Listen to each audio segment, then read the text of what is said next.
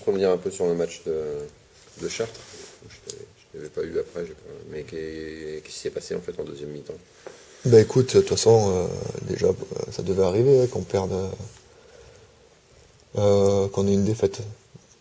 Une défaite qui allait arriver, donc ça devait arriver. Après, maintenant, c'est vrai qu'on fait une première mi-temps intéressante, un premier quart-temps correct, deuxième quart-temps très bien, comme la façon dont on s'est joué. Après, je pense qu'inconsciemment, on pensait les joueurs ont pensé que ça allait être comme d'habitude, qu'on allait pouvoir dérouler. Derrière, Chartres a commencé à jouer dur, voire très dur.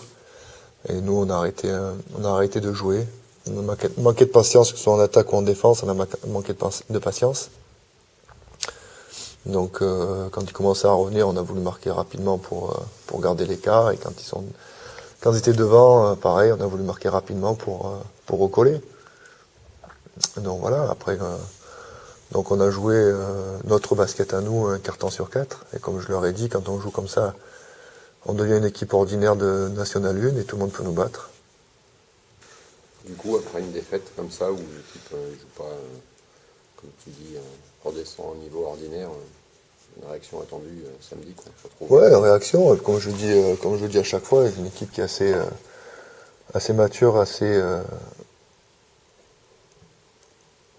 maligne pour savoir, et puis ils ont compris tout seuls que si on veut continuer à gagner des matchs, il va falloir reprendre notre intensité habituelle. Donc voilà, après, il y a pas, c'est pas la fin du monde, hein. On a perdu un match, ça devait arriver, comme je te disais. Donc voilà, maintenant on reprend, on sait pourquoi. Tant le truc, la chose qui est bien, c'est qu'on sait pourquoi. Des fois tu perds, tu sais pas pourquoi. Là, on sait vraiment pourquoi. Donc ça peut se corriger. D'accord. Donc ce sera le but contre. Contre Strong. Ouais. Du coup, qui est un adversaire plutôt de bas de tableau, qui ne prête pas forcément d'importance. Comment? C'est un adversaire de bas de tableau, donc qui ne prête pas forcément d'importance. Ça veut Non, dire que c'est une mauvaise équipe. je porte pas d'importance au classement. Parce que comme on dit depuis le début, la National 1, c'est un championnat où il y a des équipes assez denses, qui sont d'un bon niveau et qu'à tout moment ils peuvent battre n'importe qui. Donc voilà, après c'est pareil, je pense qu'on a la longueur de banc qui est plus importante que la leur. Sinon, qu'est-ce que tu as vu chez eux comme caractéristique? Écoute, depuis que le dernier match qu'ils ont joué contre Jet, ils font un match plus que correct. Ils sont devant, et je pense qu'ils ont le match en main. Ils l'ont presque donné.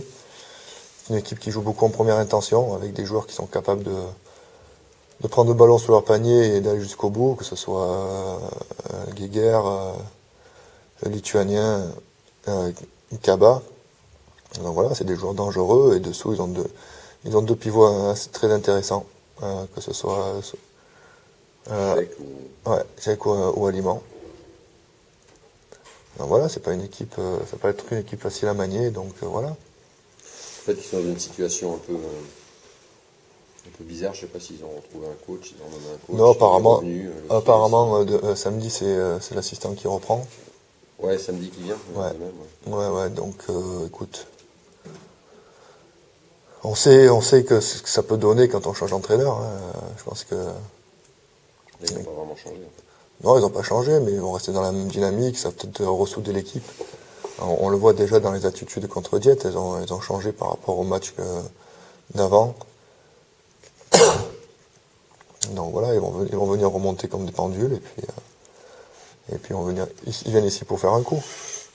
Donc retrouver le niveau d'intensité. Retrouver notre jeu.